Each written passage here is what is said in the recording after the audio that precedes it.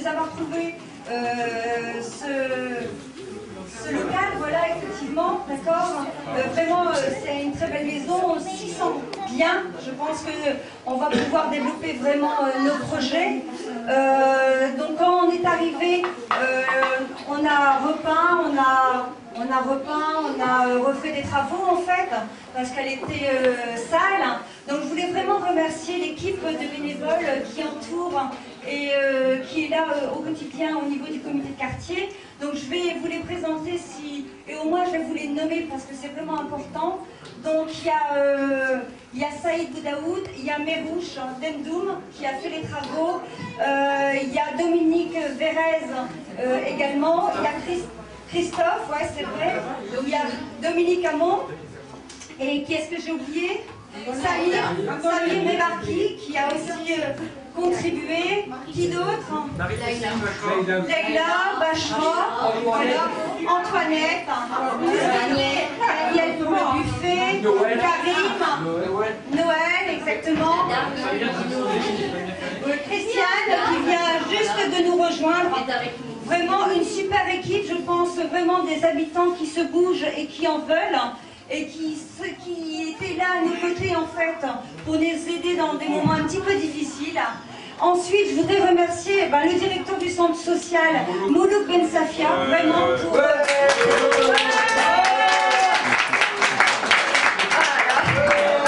Je remercie vraiment le directeur du centre social qui très récemment nous a remis un ordinateur parce que le nôtre est tombé en panne, c'était un vieille, et donc il nous en a donné un, donc vraiment. Je remercie également Leïla qui nous a prêté son ordinateur aussi en dépannage, effectivement. Je remercie également vraiment vous. Je remercie les habitants qui bougent, qui nous faites confiance en fait. Et aussi, maintenant qu'on a reposé un petit peu nos cartons, je pense qu'on va pouvoir continuer notre petit chemin et pouvoir aboutir dans les projets qu'on veut faire. Je pense surtout, notamment, Michel, tu as participé la fois dernière à un petit peu, puisque c'est vrai, le fait de comme ça d'être mis dehors, d'être expulsé, on s'est posé la question sur c'est quoi le devenir du comité de quartier, c'est quoi notre association. Donc tout ça, je pense que ça nous a fait grandir. Demain, ce qu'on veut arriver à faire, c'est vraiment une fabrique citoyenne.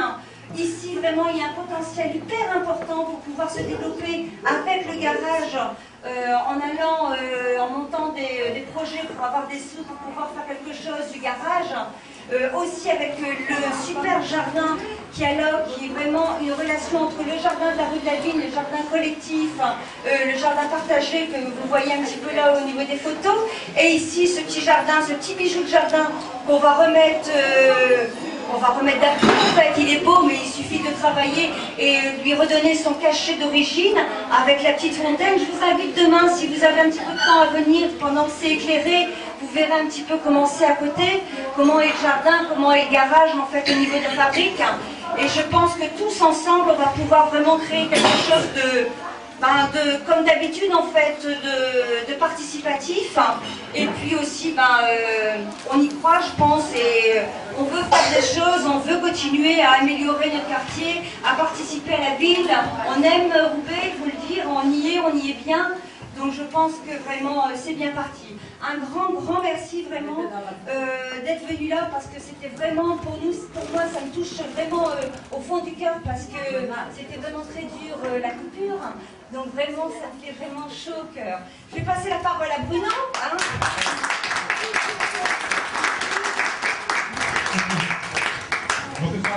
C'est à droite.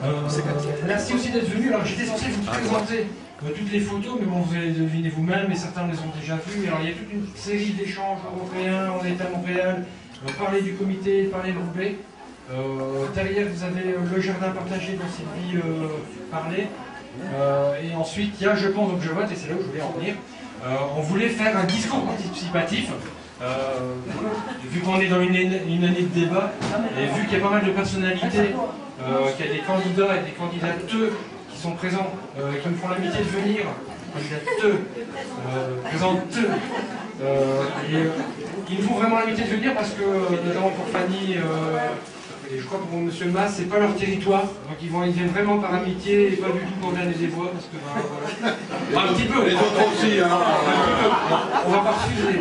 Je voulais aussi parler. Donc le discours participatif. Vous allez parler, ceux qui veulent, chacun à votre tour, pendant 3 minutes. Et j'ai hâte de passer la parole, je le regarde, à Michel Jonquel, qui est venu de Dunkerque, et que je définis toujours comme notre oncle à nous, parce qu'il est fort impliqué dans la participation citoyenne. Et peut-être que tu peux dire 2 mots, je n'en ai pas parlé, mais des réseaux capacitation, des réseaux récits, des réseaux ACER. Michel, il est partout. Voilà, et donc voilà. Et donc ensuite, peut-être les candidats peuvent dire un petit mot. Et je devais parler de non. Vous n'êtes pas obligé, moi je peux parler Tu fais ça bien. Alors c'est du spontané, c'est de l'improvisé. Je devais parler de nos projets. Donc pendant que je vote, on vous donne rendez-vous début avril. On va faire non pas un café citoyen, mais un salon citoyen, vu qu'il y a des fauteuils. On commentera la campagne et vous êtes les bienvenus pour nous commenter vos candidats, vos têtes de liste. Et ensuite, on se reverra pour le mois de juin. Là, cette fois ciblé sur les législatives, et on vous invite à nouveau à venir nous faire un petit coucou et à venir nous exposer vos programmes. Monsieur Barz est le bienvenu. Monsieur Mas, je n'ai personne. Fabrice, il est là? Oui. Monsieur Caro, pardon. C'est parce que je suis un voisin. Donc voilà, Michel, peut-être, tu vas lancer... Et ensuite, tu passes la parole à quelqu'un. C'est d'un très grand honneur. Moi, je pensais que tu allais passer le micro aux habitants du quartier, parce que ce qui est important ici, dans cette maison, c'est vous, habitants, qui avez fait cette maison. Tu m'as qualifié d'oncle, là je préférais que je sois ton grand frère, quoi. Pas forcément ton oncle. Mais c'est vrai que Bruno, c'est un parcours Bruno Sifli, ça fait peut-être 10 ans que l'on se côtoie, que l'on fait des choses ensemble, dans différents réseaux. Alors je vais en citer quelques-uns. Je suis aujourd'hui un habitant militant, voilà. Mais j'ai, dans une vie antérieure, eu un statut d'élu à la ville de Grande-Synthe, près de Dunkerque, où j'ai eu la responsabilité politique d'animer un dispositif de participation qui réunissait les 3 types d'acteurs que sont les élus, les décideurs. Je les qualifiais, j'étais parmi ces gens-là, je les qualifiais c'est partie de la race des signeurs, des donneurs d'ordre, pas des seigneurs, mais des signeurs. Voilà. Il y avait, face à ce pouvoir politique, dans lequel j'étais un pouvoir technique, représenté par des techniciens, des professionnels, des urbanistes, etc. Et on avait fait le pari d'ouvrir, de mettre dans un dispositif des habitants, en leur reconnaissant le pouvoir d'être experts d'un territoire. Voilà. Donc ce dispositif de participation va rassembler ces 3 petits acteurs pour faire la ville ensemble. Voilà. On a fonctionné pendant 9 ans.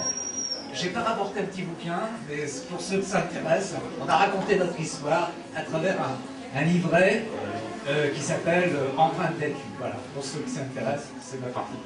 Sinon, avec Bruno et Sylvie, je les ai croisés dans des réseaux. Mais Bruno en a parlé, c'est capacitation citoyenne, parole d'habitants de Lille, près de Lille. C'est le réseau Récit, le réseau des écoles de citoyens, voilà, des réseaux. Et on continue à bosser pour faire reconnaître auprès des pouvoirs techniques et politiques le pouvoir citoyen à travers leur expertise des pouvoirs. Voilà. Merci de votre attention.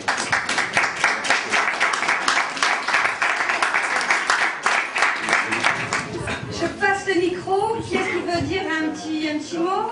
Il fallait vendre le bouquin du cosplay. Ah ouais, non. Tu viens d'arriver. Sacré Bruno.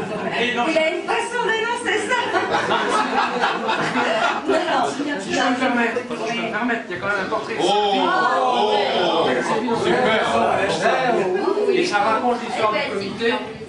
Et une autre communication pendant que j'ai le micro, il fallait aussi remercier les étudiantes en IUTB qui sont à l'entrée, qui nous ont conçu la carte de vœux que vous avez, qui vont animer. Alors, elles vont vous animer la toile, elles vont vous demander de participer à la toile du quartier. Et puis, j'aimerais bien qu'elles se présentent elles-mêmes.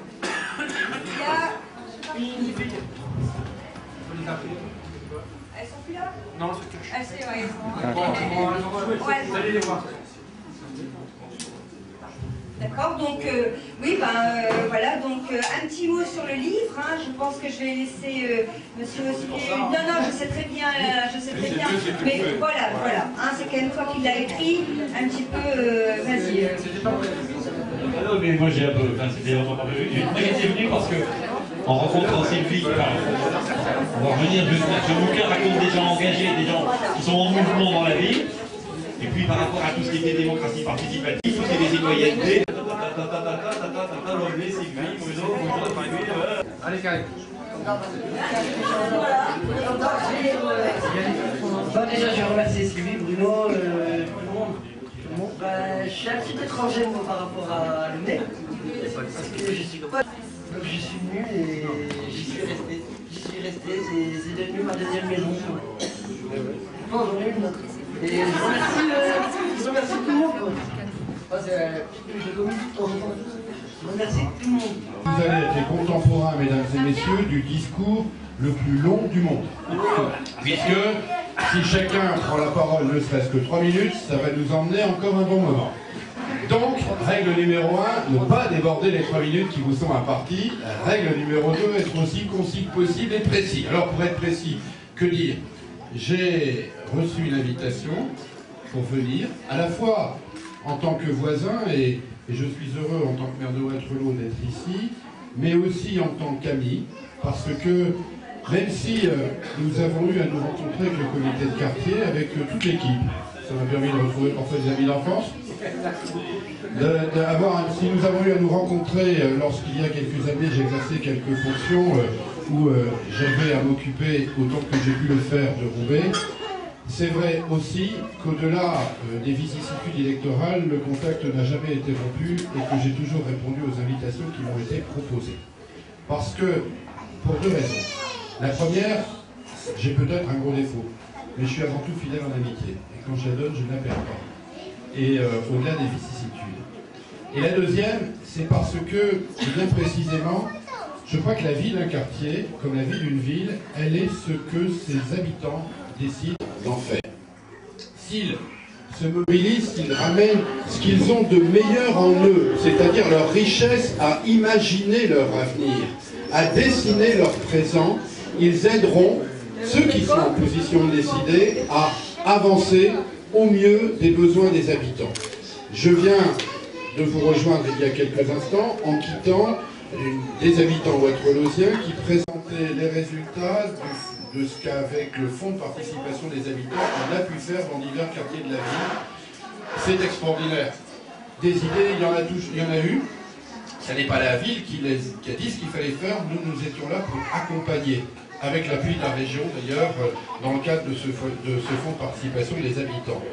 Et c'est toujours important de savoir quand vous êtes en situation de décider, que vous décidez bien sûr des grandes infrastructures, des grandes directions, mais la vie quotidienne, la vie au plus proche, elle a besoin de l'expertise, de l'œil de celui qui va être au plus près de l'investissement, au plus près du bâtiment, au plus près de l'action que vous allez entreprendre. Et ça, évidemment, ce sont des habitants qui, soit par leur engagement personnel, soit par souci de s'organiser à travers un comité de quartier, qui peuvent ainsi l'enrichir, l'améliorer. Moi, je trouve ça extrêmement important. J'avais été inquiet, je le dis, d'avoir vu pendant quelques mois, quelques semaines, un comité de quartier de Lomelay que je connais bien, je veux dire sans toi. Je veux dire aujourd'hui, tu as un toit, vous avez un toit. Cette bâtisse, elle est superbe, elle aidera, j'en suis convaincu, à reconstruire. Alors, à reconstruire des relations humaines, à faire vivre ces relations humaines et à enrichir les projets de la ville de Roubaix dans l'intérêt collectif. Moi, c'est comme ça que je vois les choses. Et dès lors, si c'est utile... 2 minutes 59, c'est fini. Donc, si c'est utile, effectivement, il était normal que je sois là pour souhaiter bonne chance au comité de quartier dans ces nouveaux locaux. J'en ai effectivement terminé. Merci. On va faire un petit peu pour permettre à ceux qui sont dans le salle d'aller monter un peu. C'est passé, ouais. La pièce par là est aussi charmante. Il y a le... On n'a pas parlé de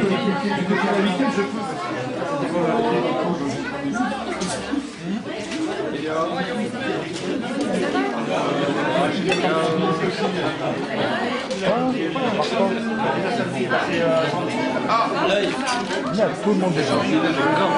Isabelle aussi.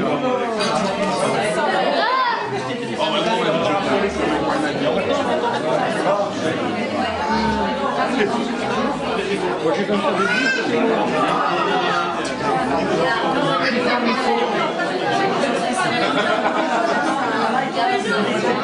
Ouais, ok.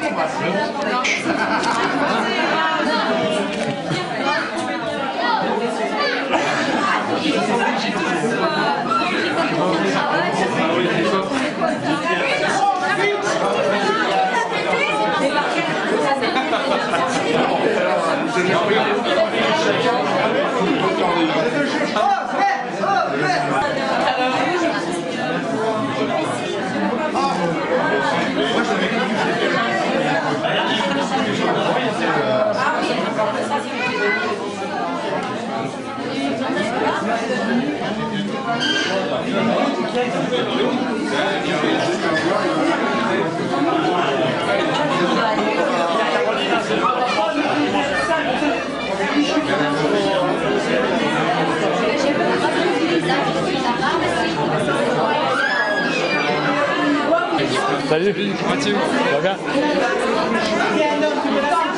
Alors faudra arranger un petit peu ici quand même. Hein. Ouais, je sais que c'est un peu le bordel. Ah ouais, je sais pas le dire, mais... Je le dis volontiers.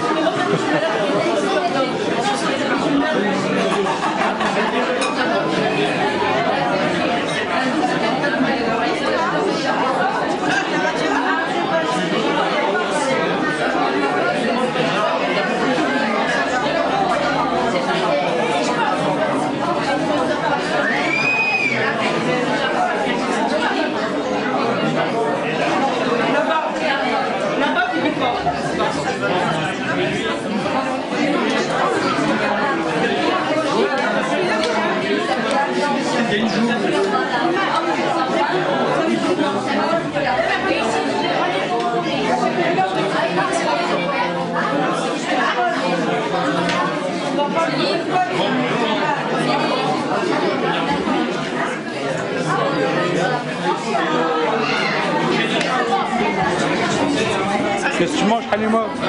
Qu'est-ce que tu manges?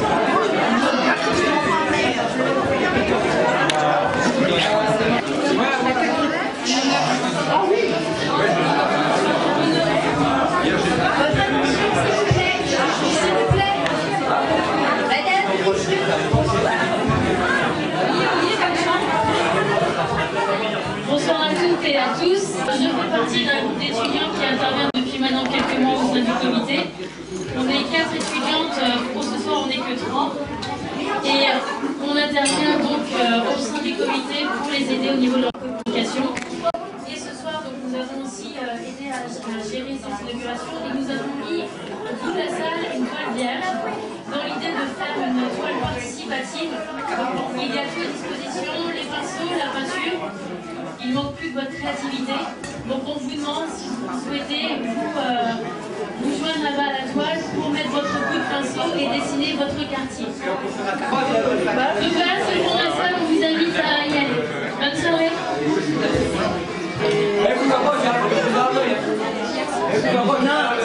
Quoi? Moi aussi, je suis à la caméra.